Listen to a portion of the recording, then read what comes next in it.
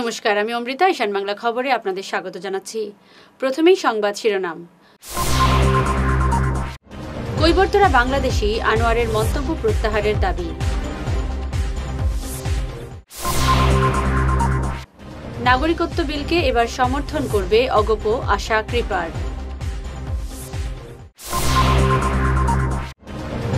অগপ শেষ, এবার তৃণমূলের দিকে চোখ মিসবাউলের।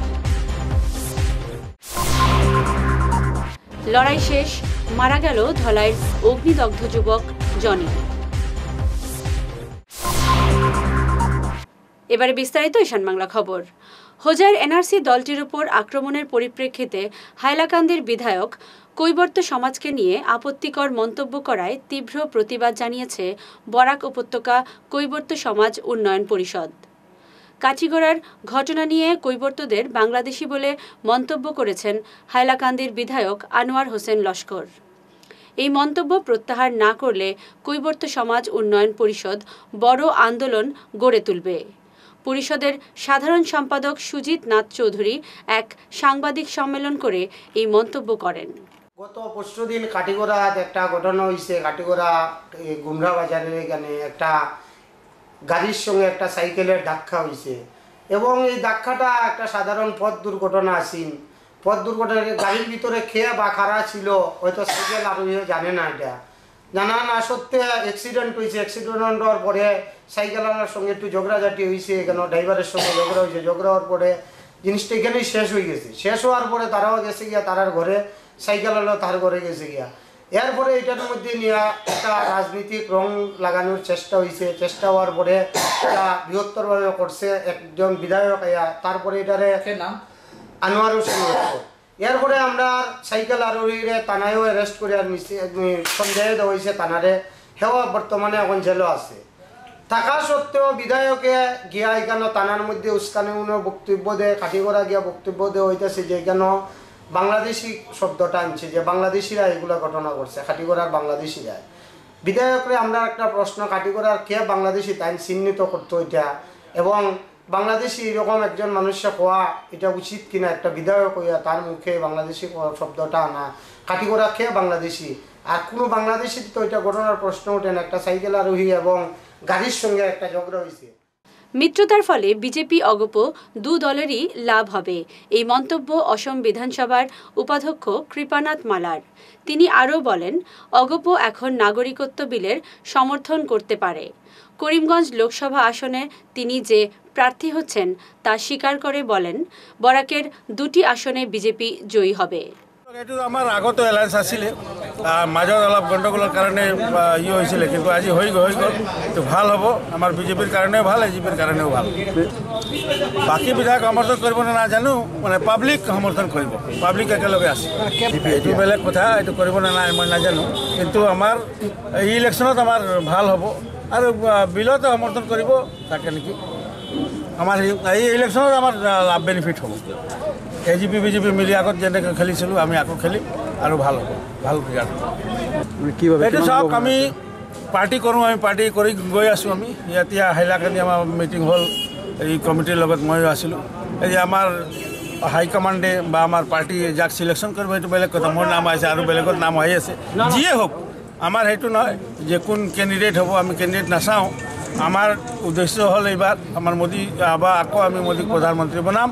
আর আমার আগর পর আমি কৈ আছো যে বরাক ভেলিত আগত আমার 0 আসলে, এইবার বরাক ভেলি যিয়ে ক্যান্ডিডেট হোক আমার দুজন জিকিব। বিজেপির সঙ্গে অগপ জোট বাঁধায় ক্ষুব্ধ প্রাক্তন মন্ত্রী মিসবাউল ইসলাম। অগপর প্রার্থীর হয়ে আর নির্বাচনে প্রতিদ্বন্দ্বিতা করা যাবে না শিলচরে, তাই অন্য কোনো দল কি তিনি দেখছেন? তৃণমূল দল থেকেও তাকে প্রস্তাব দিয়েছে, বিষয়টি চিন্তা করবেন বলে জানাবেন। তিনি আরও বলেন, 2014 থেকে শিলচরে কংগ্রেস এবং বিজেপির মধ্যে এক বোঝাপড়া চলে আসছে। এজিপি যখন বিজেপির সঙ্গ ছেড়েছে তখন প্রফুল্ল মহন্ত আমার সঙ্গে যোগাযোগ করেছে, আমি ওদের সঙ্গে গিয়ে দেখা করেছি। এবং অতুল বরা সাহেব কয়েকদিন আগে আমাকে রাত্রে ফোন করে একদিন বলেছিলেন, আপনি চিন্তা করবেন না, আপনাকে আমরা রেখেছি আমাদের চিন্তাধারা। তো আমি তখন জিজ্ঞেস করেছি আপনারা কি বিজেপির সঙ্গে যাবেন? বলে না, এটা প্রশ্ন হয় না। আমি বললাম কিছু পেপার পত্রিকায় দেখা যাচ্ছে বিজেপির সঙ্গে আপনারা, বলে না, এটা প্রশ্ন হয় না। প্রফুল্ল মহন্ত বাবু বলেছেন আমাকে যে আমরা কোনো অবস্থাতে বিজেপির সঙ্গে যাব না। তা আমি বললাম সেরকম যদি হয় আমি প্রার্থী হতে রাজি আছি। অ্যাকর্ডিংলি আমি কিছু কাছাড়ের গ্রামাঞ্চলে যোগাযোগ করেছি, মোটামুটি একটা ভালো সাড়া পেয়েছি, এবং আমি ভেবেছিলাম যে আমি এজিপির হয়ে খেলব। এছাড়াও কংগ্রেসের অনেক বিক্ষুব্ধ কর্মী আছে যারা কংগ্রেসে কোনো দাম পাচ্ছেন না, তাদেরকে কোনো গুরুত্ব দেওয়া হয় না, এরকম প্রচুর কর্মী আমার সঙ্গে যোগাযোগ করেছে। তা আমি আশাবাদী ছিলাম, কিন্তু গতকাল রাত্রে 12টার সময় রাম মাধবের সঙ্গে ওদের কথাবার্তা হয়ে ওরা বিজেপির সঙ্গে গাঁটছড়া বেঁধেছে। সেই অবস্থাতে আমি আর এজিপি হয়ে খেলব না। কিন্তু এখন প্রচুর ফোন আমার উপর প্রেশার দাঁড়ানোর জন্য, আরও বিভিন্ন দল থেকে আমার কাছে অফার আসছে। আমি চিন্তা ভাবনা করছি কি করা যায়, 2-1 দিনের ভিতরে আমি একটা সিদ্ধান্ত। শেষ পর্যন্ত মৃত্যুর কাছে হার মানল জনি। বুধবার মেডিকেলে মারা গেল অগ্নিদগ্ধ জনি চৌধুরী। গত 8 মার্চ ধলাইয়ে এক রেস্টুরেন্টে তার গায়ে পেট্রোল ঢেলে আগুন লাগিয়ে দেয় তার বন্ধু আসাম রাইফেলসের জওয়ান সুরজ নাথ। অগ্নিদগ্ধ অবস্থায় সে জানিয়েছিল সুরজ তার গায়ে আগুন লাগিয়েছে। তাকে মেডিকেলে ভর্তি করা হয়েছিল, কিন্তু শেষ পর্যন্ত সে মারাই গেল। জুয়া খেলাকে কেন্দ্র করে এই মৃত্যুর ঘটনা এলাকায় শোকের ছায়া নেমে এসেছে। লুডু খেলাইতরা ওকে ডাক দিছে বলে তারে বলে জনি আয় লুডু খেলাইতাম। তাহলে দৌড় আমি খাজও যেতাম, বলে না আয় এক গেম খেলাই যাবে। বলে ঠিক আছে, এক গেম খেলাই বুঝতে বলে দাঁড়া আমার লোকে খুচরা পয়সা নাই, আমি পাম্প থেকে খুচরা লই যাই। ও ছেলেটাই বলে তার দাঁড়া দাঁড়া মানে 30 টাকা নে, ও তোর না আমার তোরা পেট্রোল আনিস। হ্যাঁ কইছে খিতা করতে, বলে ও স্কুটির ডালতাম। আর তখন তো আর ভাবছে না যে ও মানে গাড়ি আছে যে আনবো, ওই তো সাদা সিধা ছেলে কইল, ওই তো লইয়া আইলো। আনিয়া বইছে তারা খেলাত বইয়া হারা জিতা হয়েছে। হারা জিতার পরে সে কইলো আমার কাছে আর পয়সা নাই, আমি যাই আর গে। ইগা কইছে যে না ও তো তোর কর, তোর সাইকেল বেট ধর। ইগা কয় না আমি সাইকেল এখানে খাজো নেই, আমি ধরতাম না। বলে না সাইকেল ধর। উপযুক্ত শাস্তি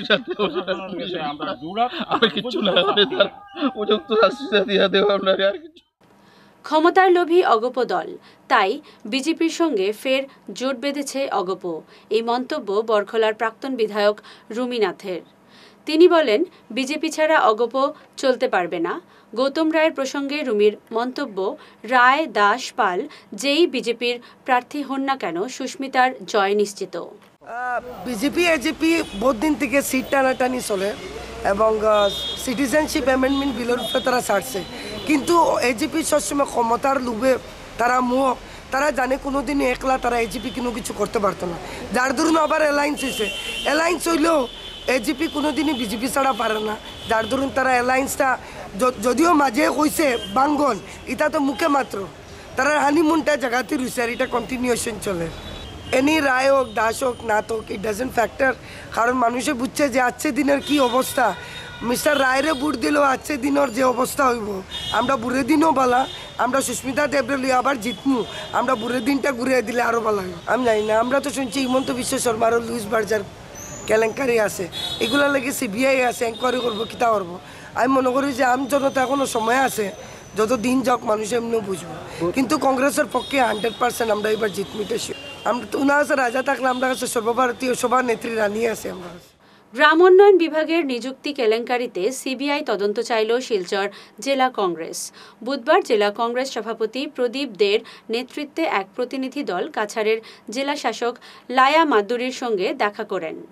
সিবিআই তদন্ত চেয়ে তারা রাজ্যপালের উদ্দেশ্যে একটি স্মারকপত্র প্রদান করেন। স্মারকপত্রে আরও উল্লেখ করা হয়, জনসংযোগ বিভাগে যে 64 নিযুক্তি হয়েছে তা নিয়ম বহির্ভূতভাবে হয়েছে। তারা তদন্তের দাবি জানান। স্বাধীন আসামে 1947 ইংরেজির পর আসামের বৃহৎ কেলেঙ্কারি পঞ্চায়েত এবং রুরাল ডিপার্টমেন্টে নিয়োগ, এটা এপিএসসির কেলেঙ্কারিকে ছাড়িয়ে গেছে।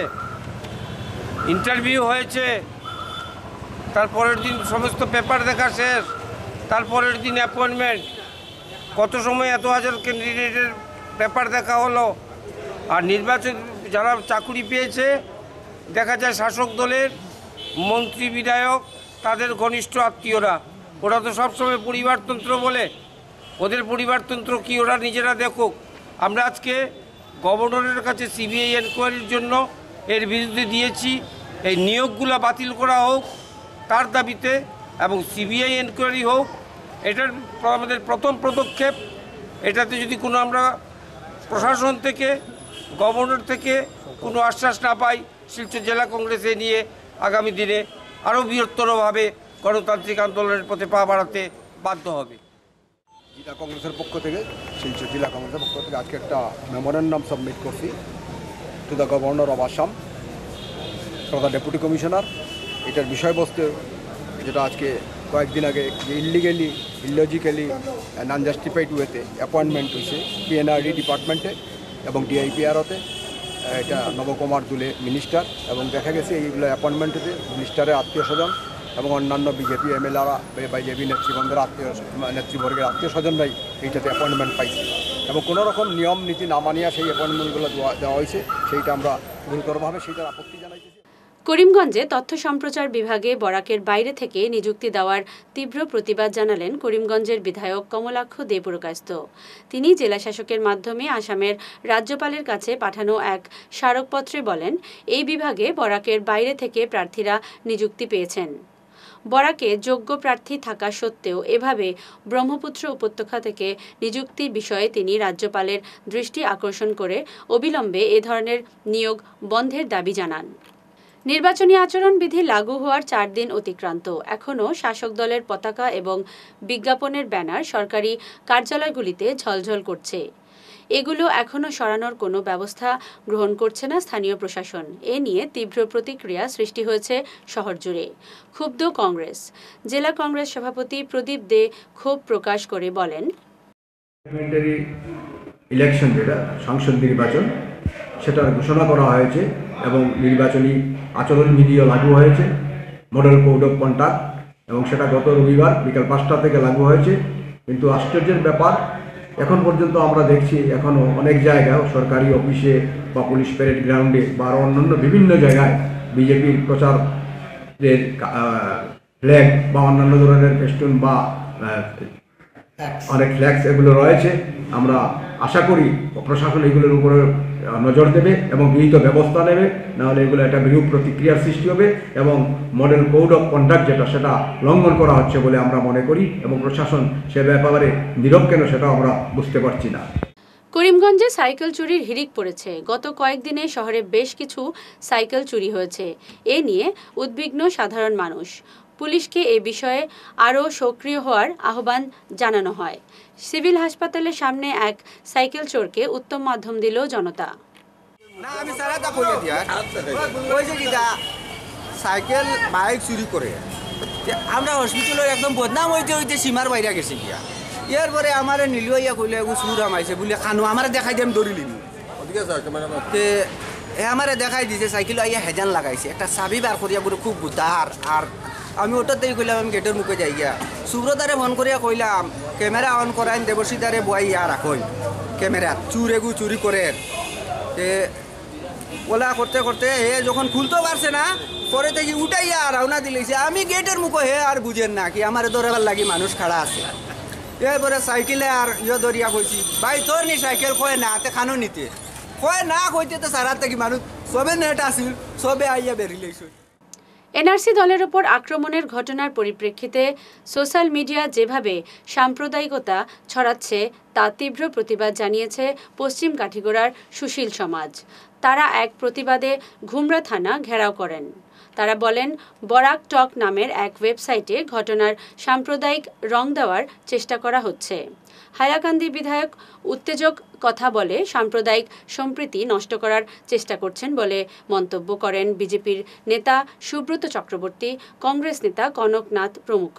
তারা এর বিরুদ্ধে ব্যবস্থা নেওয়ার জন্য তাড়া করেন। বিশ্ববিদ্যালয় কর্তৃপক্ষ ফলাফল প্রকাশে দেরি হওয়ায় পরবর্তীতে ভর্তি হতে সমস্যার মুখে পড়ছেন কলেজ ছাত্ররা। এ নিয়ে ক্ষোভ প্রকাশ করল কলেজ স্টুডেন্ট ফোরাম। তারা জানান, ইউজিসির নিয়ম অনুযায়ী ৪৫ দিনের মধ্যে পরীক্ষার ফলাফল প্রকাশ করতে হয়, কিন্তু বিশ্ববিদ্যালয় কর্তৃপক্ষ ফলাফল প্রকাশে ৭০ থেকে ১০০ দিন সময় লাগান। এ ব্যাপারে বরাকের প্রতিটি কলেজের ছাত্রছাত্রীদের এক জোট হওয়ার জন্য আহ্বান জানান ফোরাম। আমরা বরাকের যে ডিফারেন্ট কলেজ থেকে আমরা সবাই একজোট হয়েছি সব স্টুডেন্টসদের। আমাদের একটাই প্রবলেম যে আমাদের যখন এক্সাম দিই তারপর রেজাল্টটা স্পেসিফিক টাইমে আমাদের আসে না। এটা অথরিটিরই ভুল থাকুক আর কলেজ ইউনিভার্সিটিরই ভুল থাকুক, সবচেয়ে বেশি সাফার স্টুডেন্টসরা করি। আমরা কেন করবো? আমাদের ফার্স্ট কোয়েশ্চেন এটা তো আমাদের ভুল না। সেকেন্ড, ইউনিভার্সিটি প্রত্যেকবার রেজাল্ট দিতে ভুল তো করি, লেটে দেয়। ইউজিসি নর্মসের আন্ডারে 45 ডেজের ভিতরে আমাদের রেজাল্টটা দিতে হয়, কিন্তু প্রত্যেকবার 70 to 100 ডেজ লাগায় ইউনিভার্সিটি। আমরা কোথায় যাব? কি করবো? আমরা কিছু করার নেই।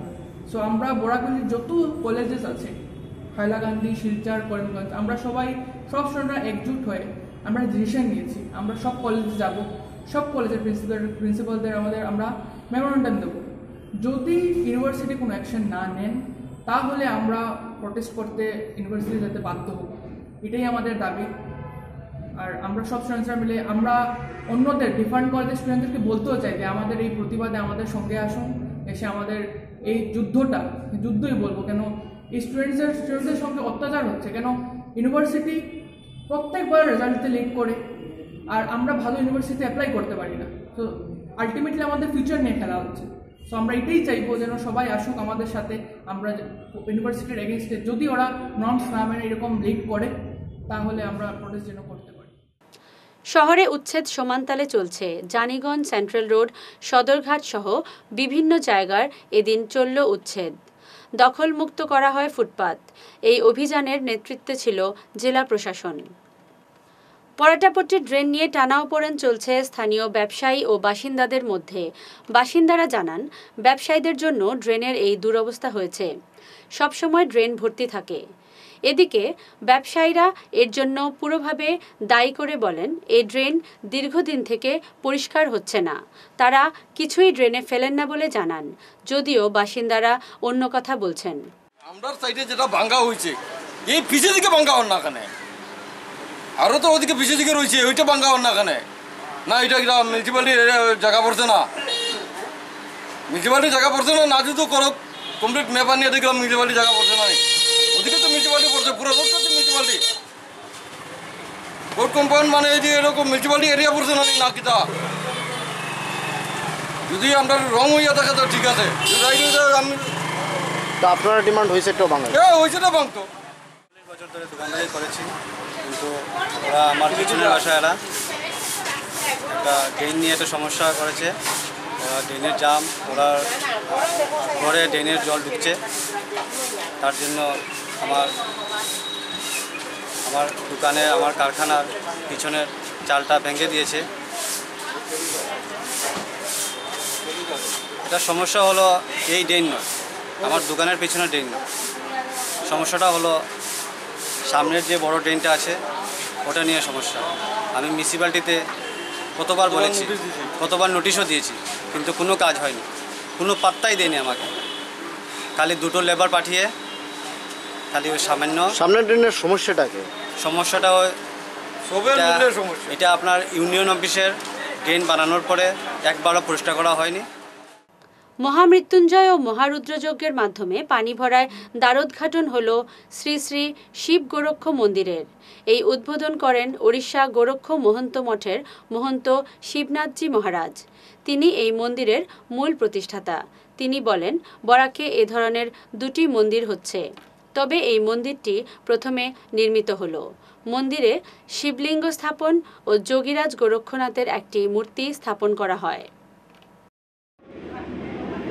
এই রুদ্র মহাযজ্ঞ আমাদের এই শিব গোরখ মন্দিরের উদ্ঘাটন উদ্দেশ্যে আমরা রুদ্র মহাযজ্ঞ করলাম। এই মন্দিরটা আজকে 40 বর্ষ আগে আমি যখন এখানে আসিছিলাম ধর্ম প্রচারের জন্য, সেই সময় প্রস্তাব হয়েছিল।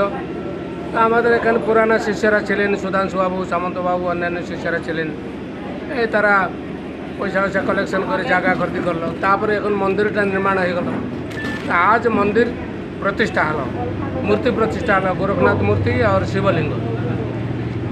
আমরা তো গোরখনাথের শিষ্য আর ভগবান শিবের ভক্ত। ভগবান শিব হলো আমাদের কুলদেবতা, আমাদের ইষ্ট দেবতা। গোরখনাথ হলো আমাদের আদিগুরু। আমরা নাথ শৈব। সোনাইর তুলাগ্রামে অনুষ্ঠিত হলো মণিপুরী সমাজের সাংস্কৃতিক অনুষ্ঠান। এতে মণিপুরী নৃত্য 14 তাল হয়। 11টি সাংস্কৃতিক দল হরেকৃষ্ণ গান পরিবেশন করেন। অনুষ্ঠানে উপস্থিত ছিলেন মোহন সিং, এ নন্দবাবু সিং সহ বিশিষ্টরা। শেষ করার আগে বিশেষ বিশেষ ঈশান বাংলা খবর আরও একবার। কৈবর্তরা বাংলাদেশি আনোয়ারের মন্তব্য প্রত্যাহারের দাবি। নাগরিকত্ব বিলকে এবার সমর্থন করবে অগপ আশা কৃপার।